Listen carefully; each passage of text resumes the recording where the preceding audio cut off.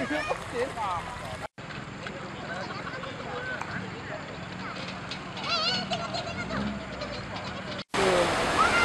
berani kereta ni.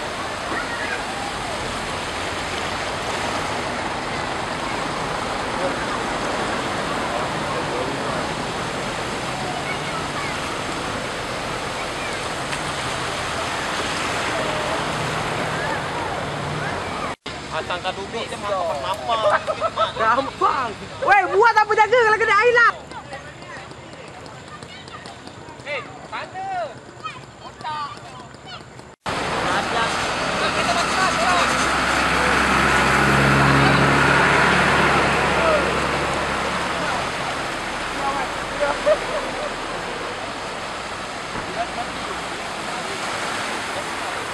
Apa dalam melepas tu? Pandai-pandai. Ni bang, terbuka dia bang. Ni memang pandai bercakap ni. Okay, setakat ni di daerah Kota Tinggi hanya ada 3 kampung yang terlibat tenggelam dalam kawasan banjir ni, yang termasuk ni. Semuanya ada di kawasan Mukim Mesdili, yang mana adalah kampung Perpat, kampung Gembut dan kampung Mawai Lama.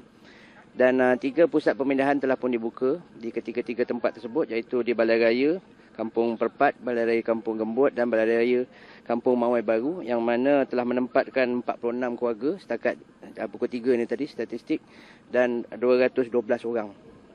Jadi di kota ni sebenarnya keadaan masih terkawal. Dan mengikutlah amalan keadaan cuaca, kalau ikut amalan memang sampai hari Ahad memang akan hujan. Tetapi kita mengharapkan angin daripada selatan menolak awan ke utara lah. Dan yang menjadi kegusaran adalah air pasang besar yang dalam semalam pun berlaku, ini hari pun mungkin berlaku. Jadi saya nasihatkan supaya semua orang yang terlibat dengan kawasan banjir ini agar berjaga-jaga.